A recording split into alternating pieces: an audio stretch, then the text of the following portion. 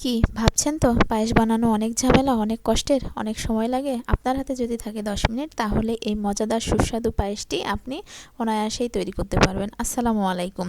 প্রথমে আমি একটি প্যানের মধ্যে 1 লিটার দুধ নিয়ে নিয়েছি। এটাকে জাল করে হাফ লিটার করে নিয়েছি। প্রেসার কুকারে 1 মুষ্টির কম চাউল নিয়ে এটাকে ধুয়ে হাফ কাপ দুধ দিয়ে এটাকে একটি সিটি পর্যন্ত অপেক্ষা করেছি। সিটি বসে যাওয়ার পরে একটি চামচের সাহায্যে ঘুটে দিয়েছি। দিয়ে এখানে আমি হাফ কাপ চিনি দিয়ে দিব এলাচ, দারচিনি, তেজপাতা দিয়ে বাকি দুধটুকু ঢেলে দেব।